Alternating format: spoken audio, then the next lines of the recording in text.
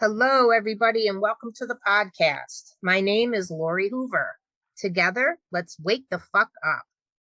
Today's guest co-founded the Path of Enlightenment Spiritual Discussion Meetup with moi and two others.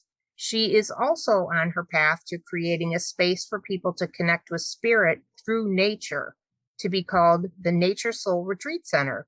Please welcome Marie Rymiszewski to the show. It's awesome to have you joining me today, Marie. Hi, Lori. Thanks for having me. Yeah, I'm so excited to speak with you about the business you're in the midst of developing. What sparked the idea to create a spiritual retreat center? Actually, I would say it was sparked about 3.5 years ago, and it was I feel like it developed through having the meetup, us sitting around the table, sharing, and that type of thing, and then me realizing the deep connection and healing that I experienced through nature. I do own a piece of property with my brother and sister up north. And I found that I was going up there more and more to meditate, to heal, found great benefit in it. And I just felt like, well, I was called to share that with others, to develop a place where people can go to connect to nature and heal. Ooh, that's beautiful. Now, do you feel that this has always been your path, even though it just kind of started 3.5 years ago, or was it an idea that just evolved from something else? So I have always been drawn to nature. I lived in Colorado for a couple years going to college, extremely drawn to the mountains. I spent a lot of time there. I have always felt like I would do something with nature and spirituality. How it would come together, I wasn't sure, but I'd say after we started the group and me delving and becoming more confident in my spiritual path, that's what led me to the road I'm on now. Nice. Well, I am so grateful that we connected all those years ago through the meetup. The possibility of more amazing conversations like the one that we had the day we met is what made me want to host our own group. What led you to co-create the Path of Enlightenment with Dina, Rob, and me? Well, I, at that point in my life, was looking for connection to people that were on the spiritual path. I knew there had to be something out there. So I had searched for meetings online and found Meetup, and then found the meeting that was happening at the Mount Clemens Library. And we showed up to attend the meeting, and the organizer canceled the meeting while we were there. Yeah. Us getting together and sitting in the basement and still holding the meeting and talking, our connection, and then us doing it a few more times, I think it was a natural thing for us to do, to create and fill the need that was there. Absolutely. I agree with you 1,000%. And I still just am in awe of the synchronicities of the way that the universe works to have pulled us together in that way, because we're still going strong with the meetup. It's an amazing group, and it's something that I look forward to every other week. It's just amazing. I agree. And I think it's so important. One of the biggest lessons that I've learned on my path is paying attention to, the synchronicities and the prompts from the universe. When you get that message, are you paying attention to it? Because it can catapult you on your journey. Oh my God. Yeah, we just in January celebrated our 5-year anniversary, which is amazing. Oh, that's crazy. Seriously, it's crazy. And I mean, just looking at the evolution of not only the group itself, but the us as individuals, I mean, with Rob even moving away and, moving into that intentional community and all that, it's just crazy. Exactly. So now well, I do cards, but you read runes and you follow a druid path. Do you feel more connected to these ancient traditions like the runes? I mean, that's what, first or second century AD, than say something more contemporary, like the tarot, which is what, 15th century or something, about 1440, I think. Right. So for me, I don't think it's necessarily the fact that it's older, more original, or, not that it is at all. Because I think that you can put all that in question, right? There's a lot of, I think, vagueness and unproven things out there. But the reason that I engage with the runes, and I don't really read the runes, I use them as a tool on my path. I got my first set when I was 17. I still have the same runes. I have the same original book. And what I had done in the beginning was actually pull a rune and actually use it as a guidepost through the day. It's very, does not veer from its connection to source, which is, was a big deal to me. And it helped me really assess myself. I was able to be vulnerable and honest with myself, and it helped me heal. I do currently use them today. As I said, I've never really read for anybody but myself. So I don't know. Yeah, I'm definitely connected to the runes. If I pick up tarot, which I do have a couple decks, I don't have that connection. So I lose interest very quickly. Yeah, I understand that because I have a tarot deck myself, but I don't typically use it. I tend to go more towards the oracle cards, and that's all I use in my readings are the oracle cards. But I did get my own set of runes, and they're just they're not like original old, they're not like that, but they are made out of rose quartz. And when I first got them, I could literally feel this vibration coming from them. And I don't know if it was just the connection to the stones themselves or just that the ancient tradition, because that is such an old way of divination. Just, I don't use them nearly enough, but when I do, oh my goodness, I just absolutely love them. The feel of them is amazing. Absolutely. I feel the same thing.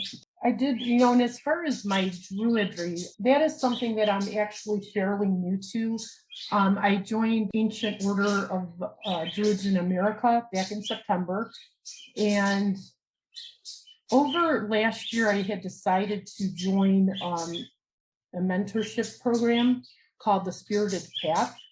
And I will say that I learned so much through that year. And I'd say, who I am, who I wasn't, I was able to become stronger in my beliefs and conviction. And then I found druidry through that, just searching for the right niche for myself. I was very interested in learning ritual and ceremony, which is something I want to offer at the retreat center.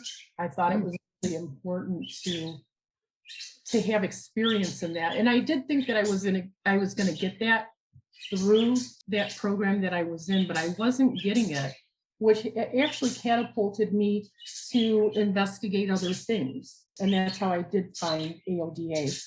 I feel like it's a good fit. Yeah. So that's where I'm at right now.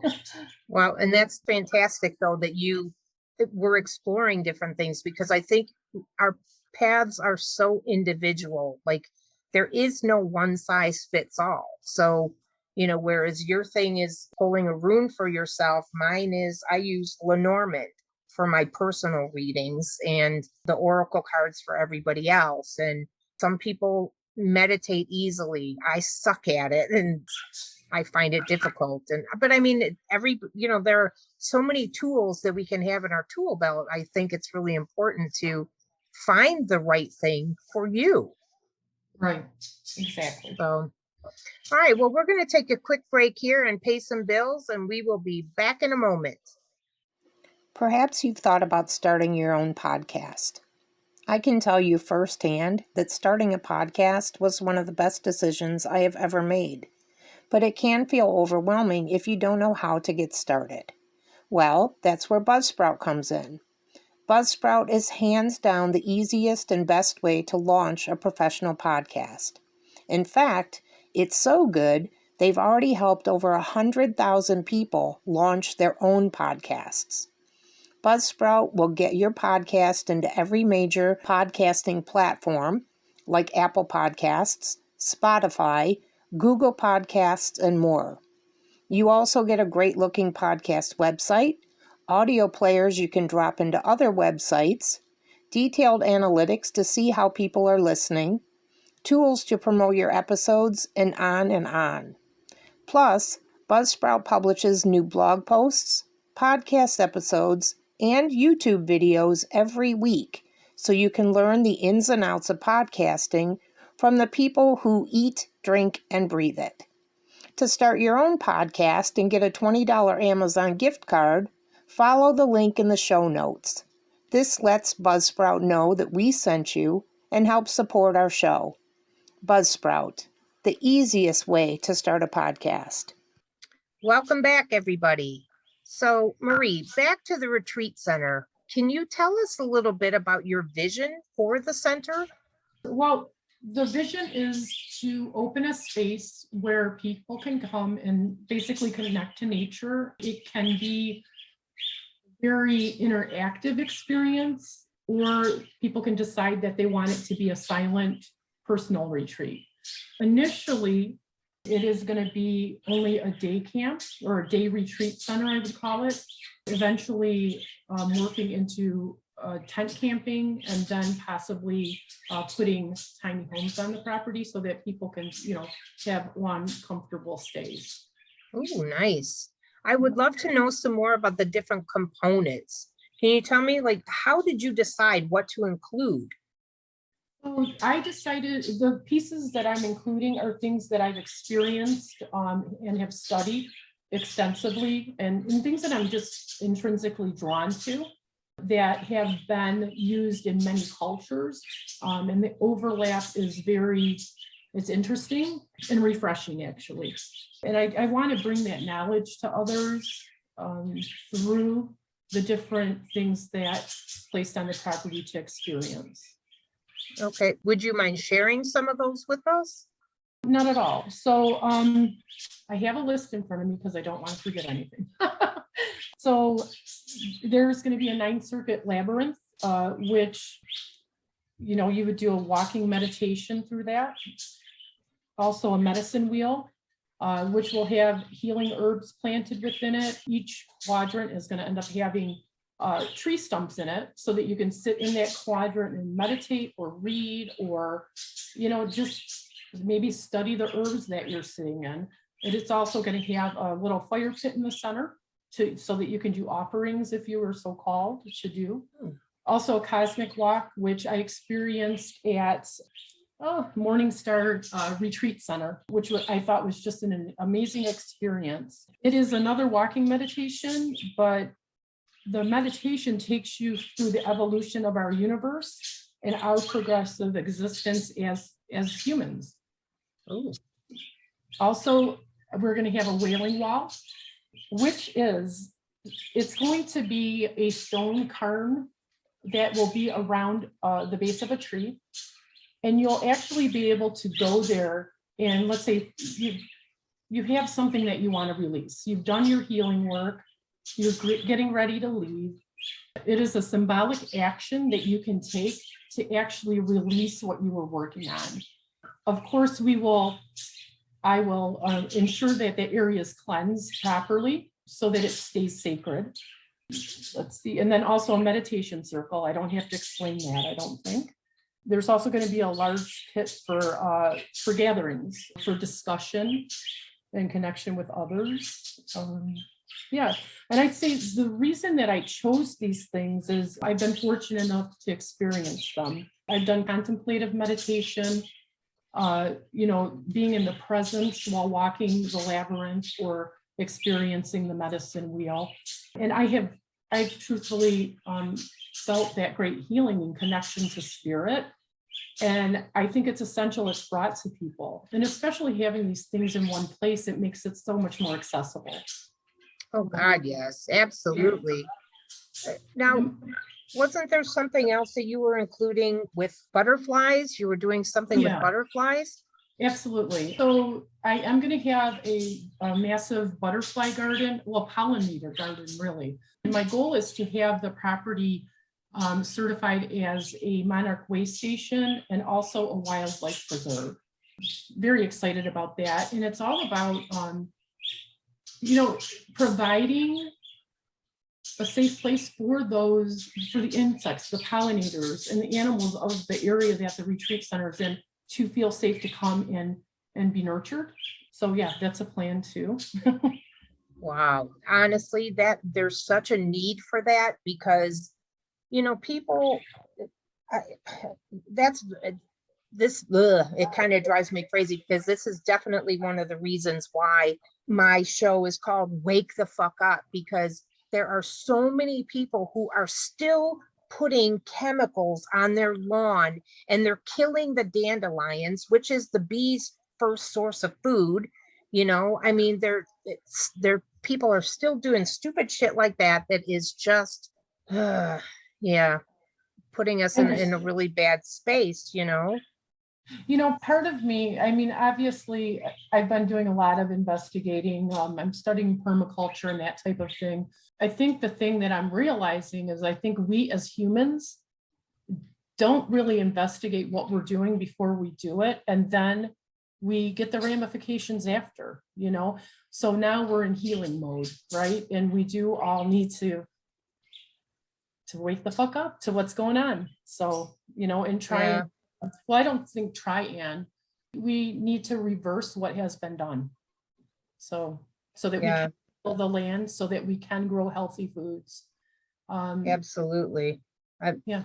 I just looking, there's so much that we could talk about around that. That's, because one of the things that I want to talk about on a future episode is like regenerative farming and stuff like that, because there's such a need for this. And so doing something like what you're doing with this, this way station, it is something that it really is accessible. Like if you have a plot of land, if you have even a small space, you can plant a damn bush. You can put something out there that will provide that sustenance and nourishment for these creatures that are, I mean, where would we be without bees?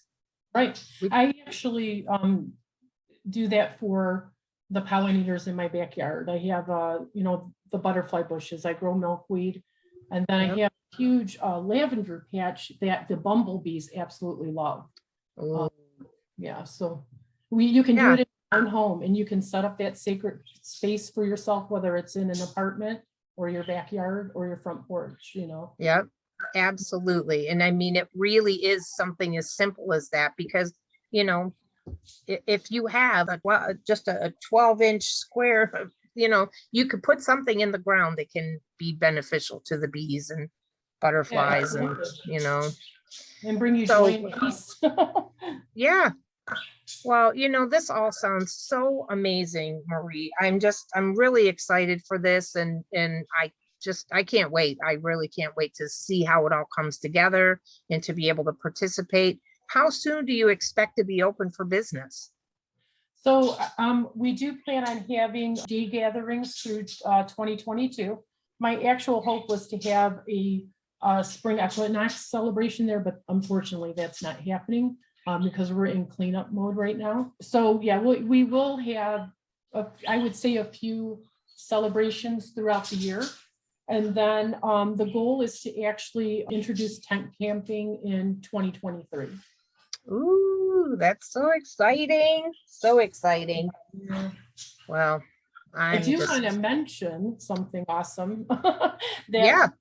And we are actually going to be planting over 150 trees and bushes the weekend of the 22nd of April to beautify the property. So yeah, very exciting stuff is going to be happening. Oh, that's amazing. That's amazing. And I think that people, because of technology and just, I don't know, the busyness of life in general, we have gotten so far from our roots, so far from that connection that we inherently have to nature. Yes. Because when I was a kid, I loved helping my dad in the garden and stuff and playing outside, and kids just don't do that anymore.